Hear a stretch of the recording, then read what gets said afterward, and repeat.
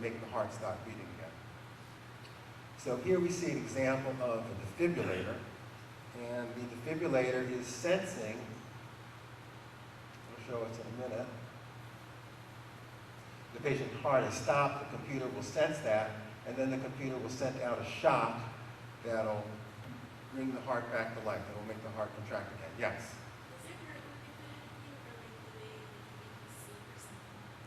When they put it in, when they put it in, does it hurt? Is that the question? Well, they usually give anesthesia, so they'll give some Novocaine that will numb the skin up, and then they make a small cut in the skin, and then they pass the pacemaker in.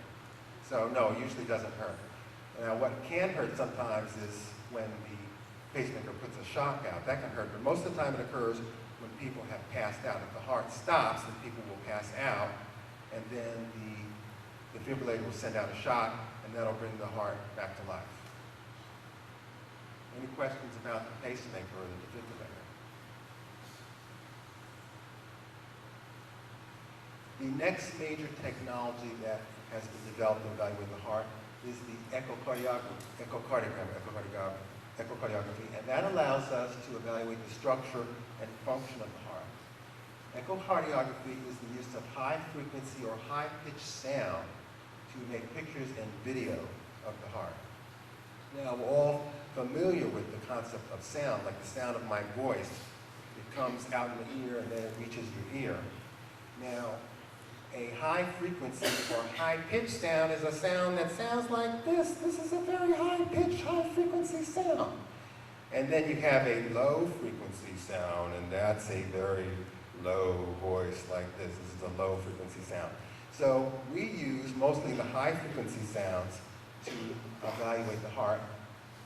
And when we look at human hearing, the human ear can only hear sounds of frequencies up to 20,000. So that's the extent of human hearing. Any sounds that are above what humans can hear is called ultrasound. And the word ultrasound comes from the Latin word ultra, which means beyond. So any sound that is higher, any frequency that's higher than what we can hear is called ultrasound. Now, the word echocardiography, the word cardio means heart, graphy means to write or draw, and echo means sounds that are reflected from a surface.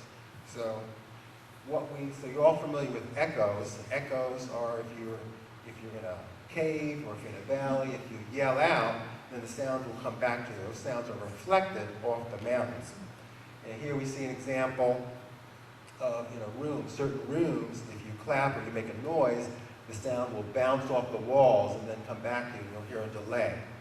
And the time it takes for the sound to leave you and go back, if you measure that time, that will let you know how far things are in front of you. Now, it was first discovered a long time ago in 1793 that bats use echoes to navigate. And we all know that bats are blind, so how are they able to fly and not bump into things and find their food? Well, the way they do it is they send out these very high-pitch or high-frequency sounds, and the sounds bounce off things. In this case, it's bouncing off his food, and the sound will bounce back, and the time that the bat screams and the time that it bounces back, the echo, in judging that time, somehow the bat can figure out where things are. So this is how echo works. Echo was first used in World War II. A Canadian scientist invented a machine called a sonar, where they were able to transmit sounds from a ship down to a submarine, and by determining how long it took the sounds to come back from the submarines, they were able to tell where the submarines were and then drop bombs on it. You're also probably very familiar with echo and ultrasound in obstetrics, where they use ultrasound to look at the babies. So an ultrasound machine transmits sound to the baby, and then the returning sound is sent to a computer, and that gives us a picture as to what the baby looks like. So we use the same type of machine in cardiology. We have a transmitter that sends sounds into the body, and then the sounds bounce off the heart and return to a computer, and then we're able to make pictures of the heart from the echoes or the sounds that bounce off the heart. And this is another type of transducer we use. We place a transducer inside the body, we pass it through the mouth, into the chest, and then we place it right next to the heart. And those sounds are sent into the heart, and they bounce back, and the computer lets us see what the heart looks like. Now, first I'm going to show you, this is a picture, a sound picture of the heart, and it corresponds very well to an actual heart. So you see, this is the right side of the heart, that corresponds to here. This is the left side of the mitral valve, that corresponds to here. And this is the aortic valve, that corresponds to here. So these are sound pictures that are created by the heart.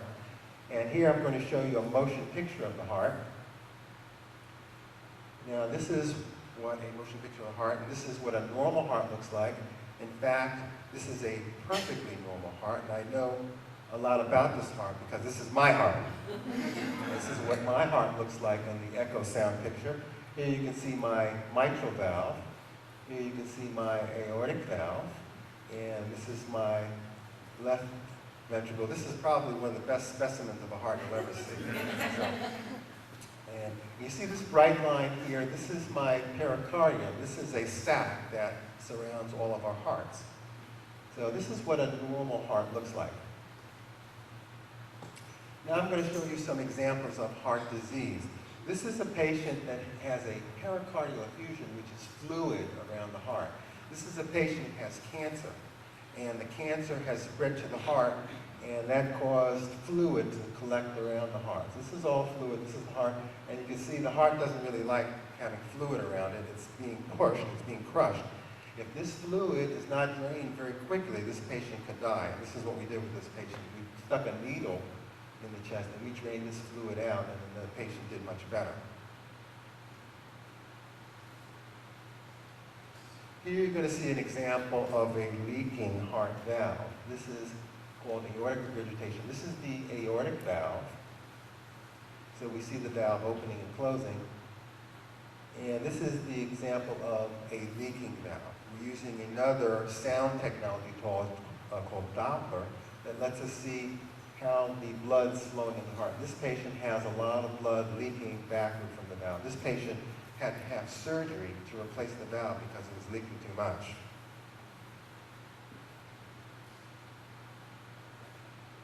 Here's an example of a tumor. This is a growth on the inside of the heart. This is called a MYXOMA. Fortunately, these are not very common, but they do occur. And pieces of the tumor can break off and cause problems. It can cause a stroke if it breaks off and goes to the brain. It can cause a heart attack itself. It can cause a blockage on the inside of the heart. It will stop the blood from flowing. So this is a tumor on the inside of the heart. These are all things that we can diagnose with echocardiography. This is an example of an infection on the inside of the heart. This is called vegetation. And unfortunately, this is something we see very commonly in people who abuse drugs, who shoot drugs through their veins. It causes an infection on the inside of the heart. This is what it looks like. Pieces of this infection can break off, and it can go into the lungs, it can go to the brain. These people are very sick. This patient, this infection was so big that we had to do surgery. We had to open up the heart and take it out.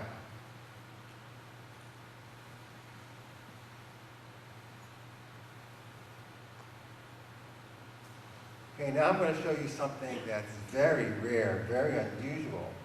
This is a patient that swallowed a mouse, and the mouse got on the inside of the heart. Has anyone ever heard of anything like this before? Yes, this is very rare. Now, a lot of my colleagues, when I showed this, they didn't believe this was a mouse, and unfortunately for the patient, but fortunately for us, the patient died, and we were able to do an autopsy. An autopsy is when you take the organ outside of the heart and open it up, and we were able to show that there was an actual mouse inside the heart. And this is a picture of the mouse inside the heart. April Fools. Okay, actually that was not a mouse. That was actually a blood clot on the inside of the heart that looked like a mouse. So most blood clots look like a grape or something like that. They're usually round. But this one happened to be shaped